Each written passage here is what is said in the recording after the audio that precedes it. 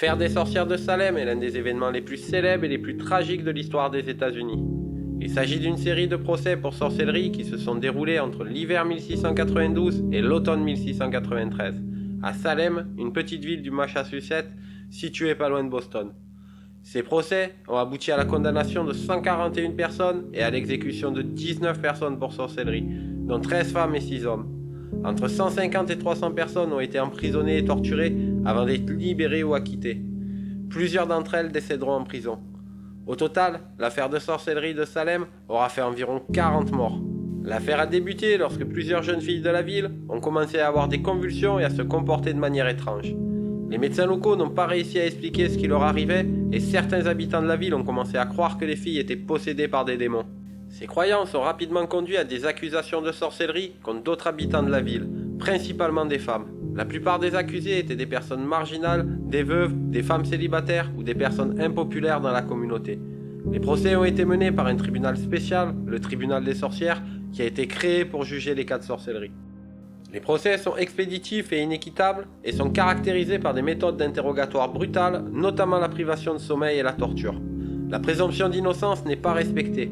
Les accusés étaient souvent forcés de témoigner contre eux-mêmes et le témoignage des témoins était basé sur des rumeurs et des conjectures plutôt que sur des preuves tangibles. Les procès étaient menés sans avocat de la défense et dans la plupart des cas, les accusés ont été exécutés sur la base de témoignages obtenus sous la contrainte. L'affaire des sorcières de Salem a été l'un des exemples les plus célèbres et les plus dramatiques de la chasse aux sorcières en Amérique du Nord. Elle a également été l'un des événements les plus tristes et les plus tragiques de l'histoire des États-Unis.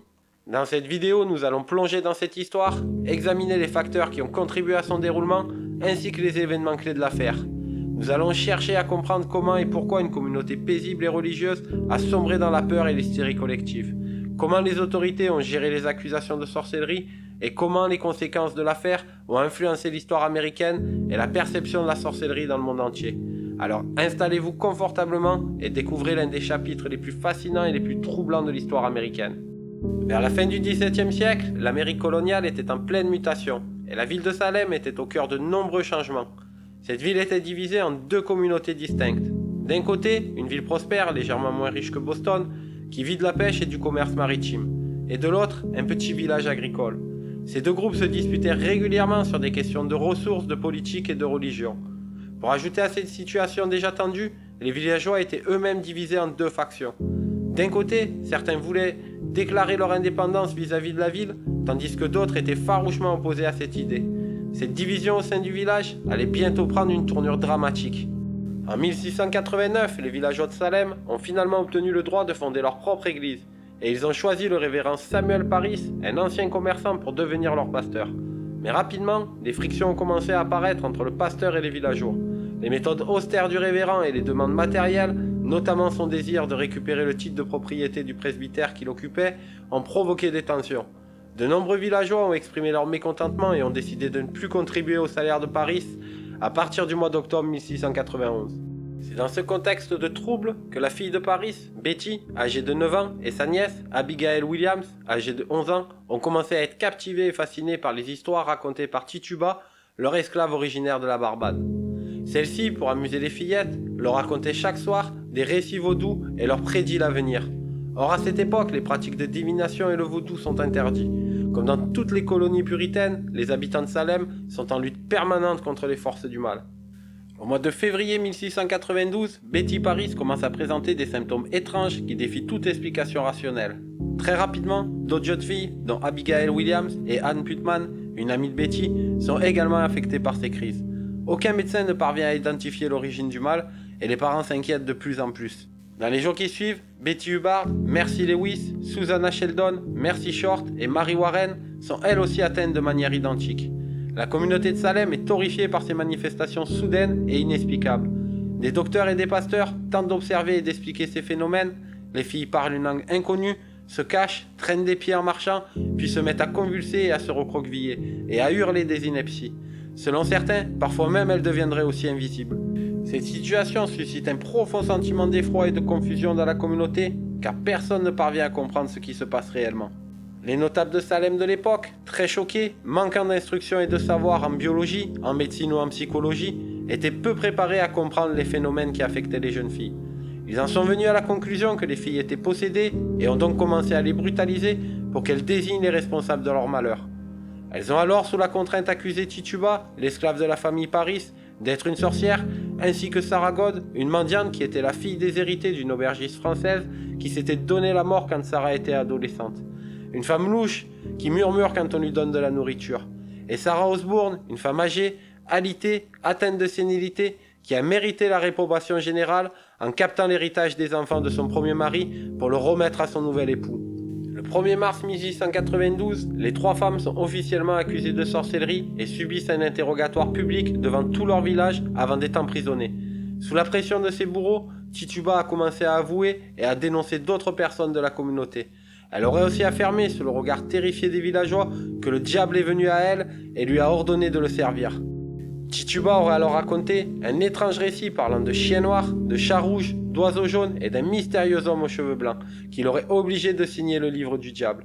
Elle aurait vu plusieurs sorcières qui ne rêvaient que de détruire les puritains se livrer à des pratiques occultes dans la forêt voisine. Les villageois, terrifiés, ont alors commencé à croire que les sorcières étaient responsables de leur malheur et ont cherché à les démasquer. Il fallait dénicher ces prétendues sorcières.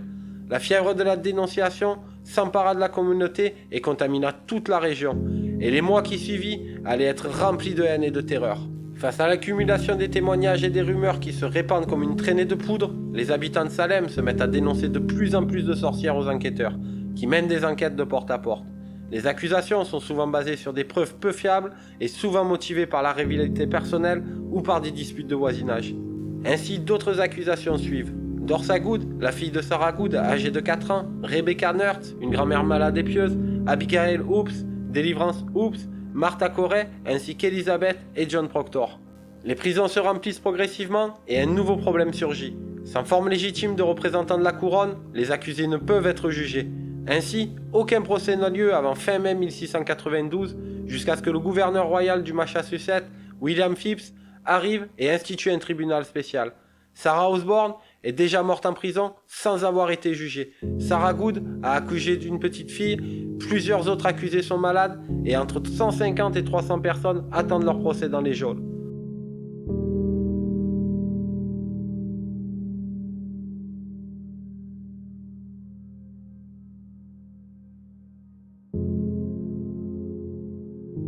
Pendant l'été, le tribunal est en session une fois par semaine. Une seule accusée est relâchée après que les jeunes accusatrices se rétractent à son sujet.